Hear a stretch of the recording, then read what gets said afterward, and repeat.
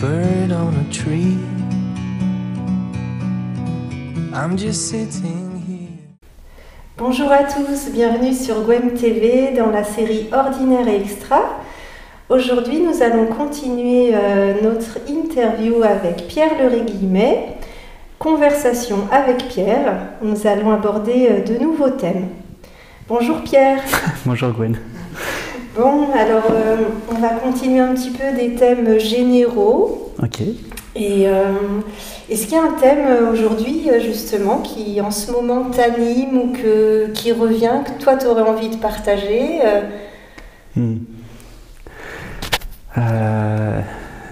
Il y a un thème, c'est pas que ça m'anime particulièrement, mais je suis assez au courant de ce qui se passe. C'est en ce qui concerne plutôt l'écologie ou même, on va dire, le devenir de la planète. Donc, ce matin, ma mère m'a appelé au téléphone pour me dire qu'aux infos, ils avaient dit qu'en 2030, ça allait être très compliqué, enfin, qu'il n'y aurait plus de pétrole, etc.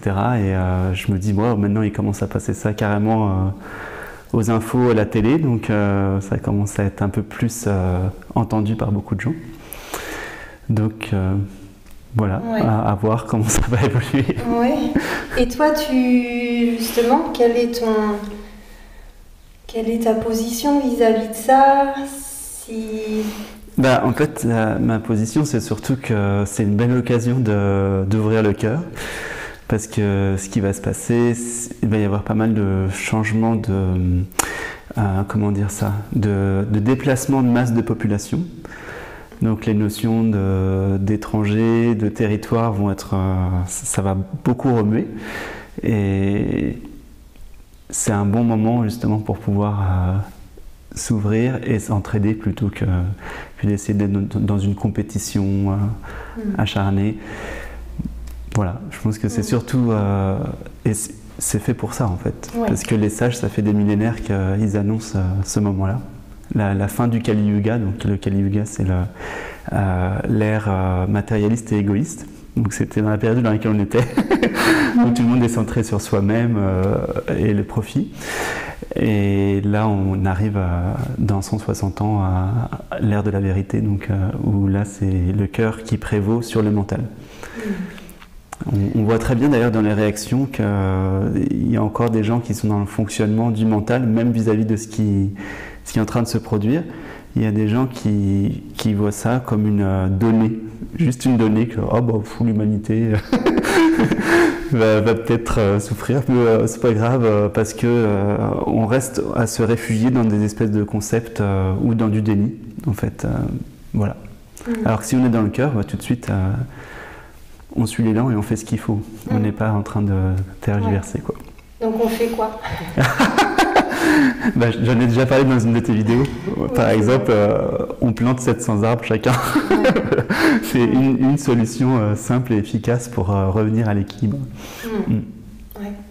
Puis après, il y a ce qui va être intéressant aussi, c'est qu'on va passer dans une phase où on va développer les contentements, qui est l'une des valeurs essentielles pour les sages, pour être,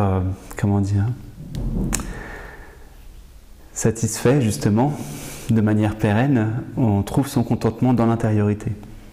Et on arrête de chercher dans les objets, dans l'avoir et dans le faire aussi. Parce qu'on est vraiment dans une société de l'avoir et du faire.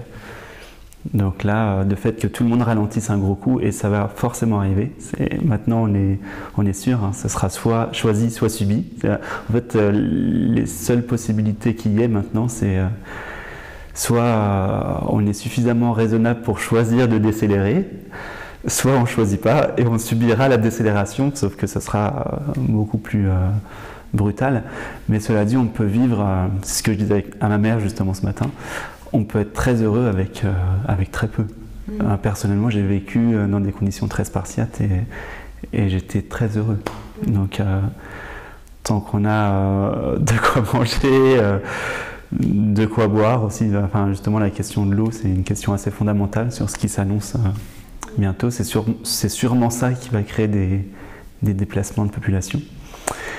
Donc voilà, c'est surtout ça le plus important. Après le reste, on va commencer à apprendre à relativiser par rapport à tout ce qui finalement c'est que du plus, mais ouais, qui n'est pas forcément utile, quoi. Ouais. Voilà. Et ça commence fort.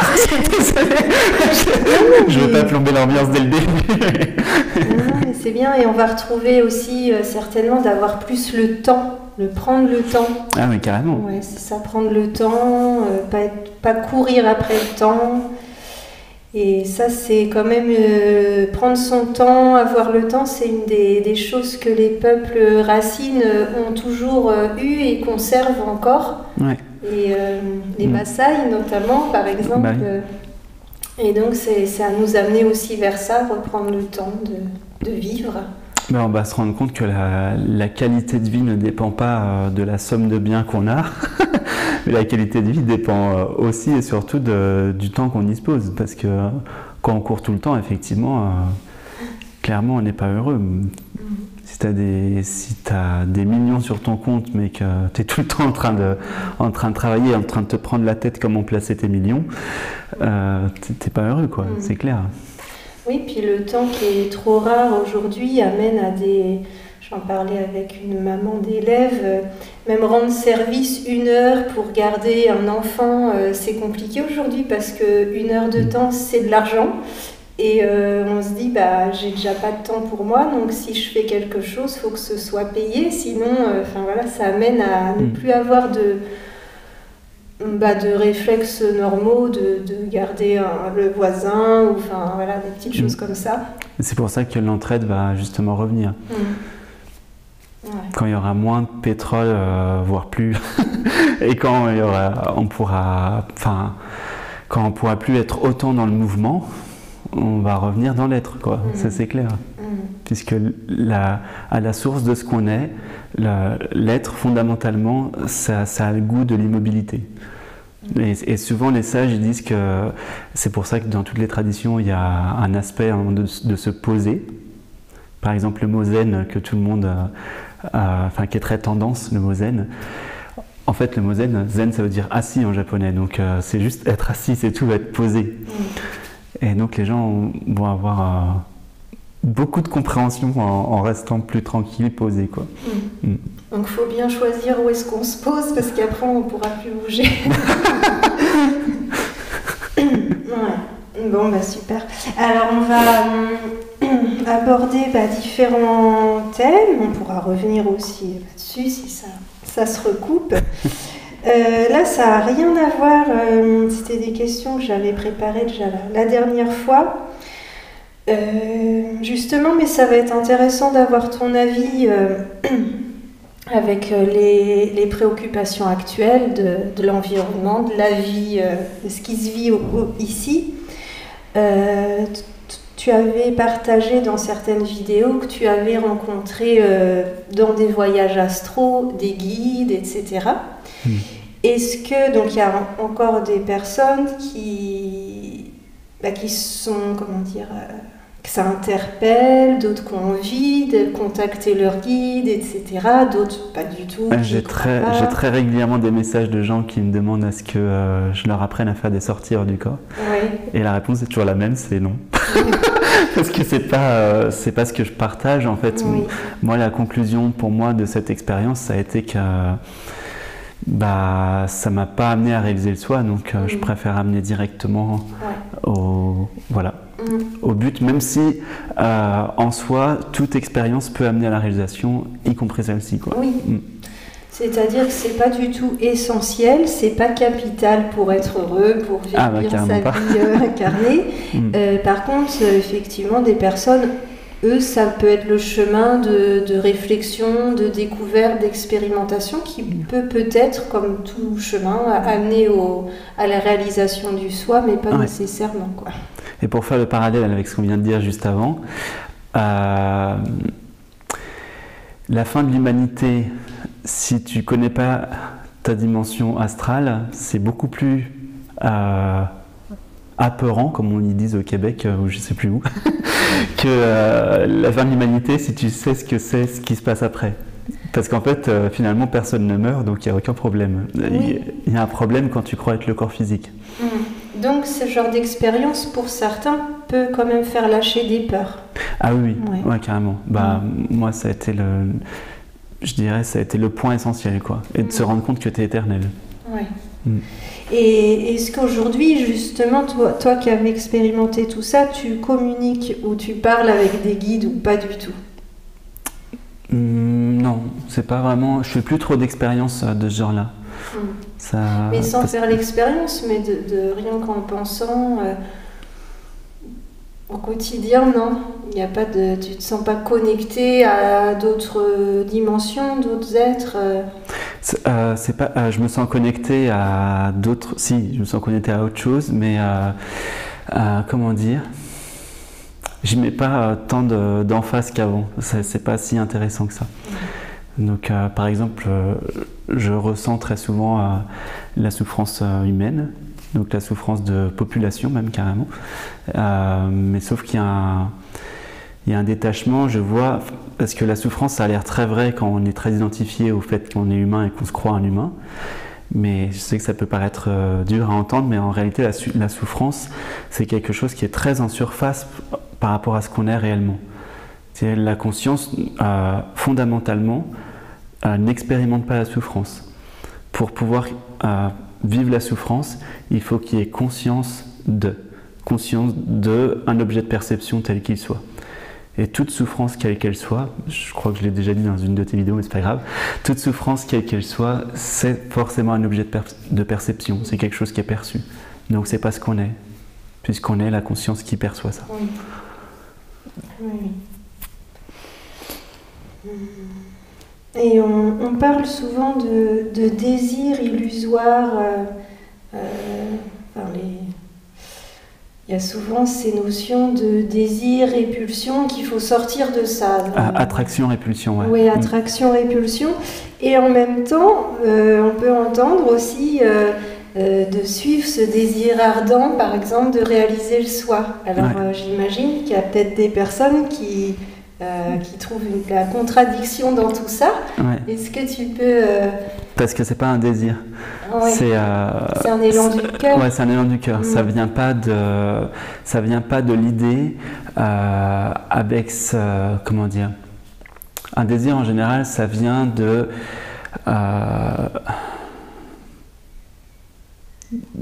la croyance que lorsque je vais obtenir un objet, là je serai heureux de manière durable. Après, tu pourrais me dire, oui, quelqu'un qui commence à, on va dire, mentalement, il se pose la question, il se dit, ok, donc les sages, ils disent que, en fait, en réalité, le seul désir qui vaut le coup, d'après les sages, c'est le désir de réaliser le soi. Donc celui-là, il est autorisé. En fait, tous les autres, quelque part, il n'y a aucun problème avec ça, sauf qu'il n'y aura pas de complétude. C'est d'ailleurs fascinant de voir à quel point c'est fait, quoi. À chaque fois que tu vas commencer à désirer quelque chose, il va y avoir une tension intérieure et dès que ce désir va être assouvi, pendant un instant, ça va se relâcher, mais tout de suite après, pouf, ça va rebondir et ça continue. Ça continue sans cesse. Sauf une fois qu'il y a réalisation, là, il n'y a plus ça. Et ce qui change, enfin, la grosse différence, c'est surtout que tu n'es pas assujetti.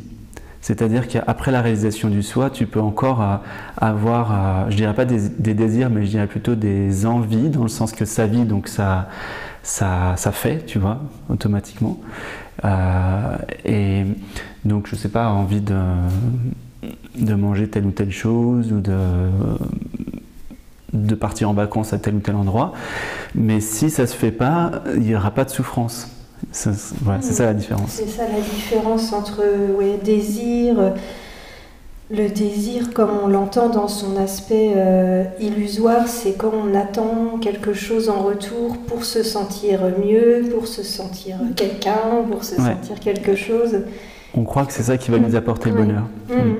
Mais par contre, si on sait bien que c'est pas ça, il n'y a pas de problème à avoir effectivement des envies, et vu qu'on est là, autant expérimenter plein de choses. Il n'y a aucun problème. Sinon, c'est pas dommage, mais quitte à être là, c'est vrai que Après, c'est juste de ne pas confondre le but, ce que ça peut apporter.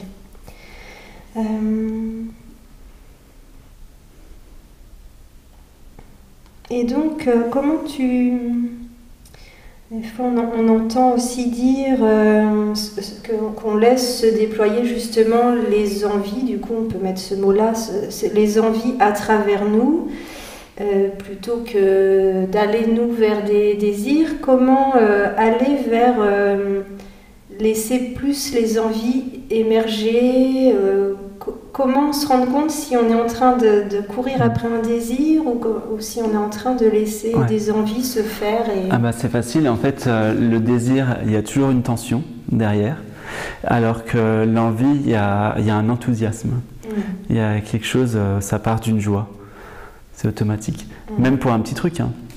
Des fois, par exemple, l'autre fois, j'étais au lit. À ce moment-là, ma compagne, elle me dit à quoi tu penses, qu'est-ce que tu fais? Et là, j'avais l'image d'une salade de tomates que j'allais manger demain. Ça peut paraître, c'était pas une projection, c'est venu spontanément, automatiquement. Et il y avait de l'enthousiasme. Mais c'est pas humain, en fait, ça. C'est-à-dire, c'est la force de vie qui soutient le corps, qui a envoyé cette image mentale pour pouvoir après aller directement à la tomate et manger, quoi. Tu vois ce que je veux dire? Ça se manifeste dans la tête, après ça se manifeste dans le matériel, et après ça se manifeste dans le corps pour pouvoir sustenter le corps. Mais tout ça, c'est que des automatismes. Et il n'y a jamais eu de tension. En fait, un désir, ça commence par « il me faut » ou « j'ai besoin de ». La conscience, ça passe pas par là. C'est pas « il me faut », c'est juste que ça s'impose de fait et il y a une joie tout de suite dès que ça arrive. Oui, pour ça, je comprends qu'il n'y a pas j'ai besoin d'eux. Par contre, on a des besoins quand même aussi primordiaux. Mais ça se le dit pas. Ça se le dit pas, c'est automatique. Les besoins sont naturels. Les besoins de base sont naturels et ça importe. Mais par contre, il y a des personnes qui ne savent plus écouter leurs besoins de base, justement, qui peut-être cherchent des besoins qui ne sont pas indispensables, des désirs. Mais les besoins sont importants aussi. Parce que je reprécise, parce que des fois, dans tous ces termes, je peux percevoir qu'il y a des gens qui confondent des fois après un peu tout. Faut revenir au niveau du corps, en fait. Quand je dis il faut, chacun fait ce qu'il veut, mais c'est juste que si on veut écouter l'élan du cœur, il faut déjà ressentir le corps et être ici et maintenant et voir d'où ça émerge. Et justement, si tu es dans le corps, tu vas pouvoir te rendre compte que tous les désirs en général, et surtout s'ils sont compulsifs, vont naître d'une insatisfaction. C'est-à-dire, je suis triste, il me faut du chocolat, tu vois. Alors que là, c'est pas le cas. Si tu es dans une envie, il n'y a pas je suis triste, il y a juste il n'y a rien, il n'y a rien du tout, c'est juste tranquille, il y a juste une présence, et de la présence, ça émane automatiquement, pouf, l'image émerge. Et par contre, quand on est aussi à l'écoute de son corps, on peut ressentir le besoin de sommeil, de solitude, ou au contraire de compagnie, sans que ce soit lié à une tension, mais... Non, c'est justement, il y a un goût d'une joie ou d'une paix qui s'affirme au moment où il y a cette envie-là, ça se fait spontanément. Quoi. Oui, la grosse différence, c'est si on ressent de la paix quand on a cette envie ou même ce besoin de boire ou de manger ou de se reposer, c'est paisible en fait. C'est ça. Alors qu'un désir, il y a une tension, toujours. Et il y a des peurs du coup, que ça n'arrive pas. Voilà, c'est ça, exactement. J'espère que vous aurez apprécié cet échange et puis on vous dit à très bientôt pour une autre fois, pour d'autres conversations. Au revoir. Au revoir.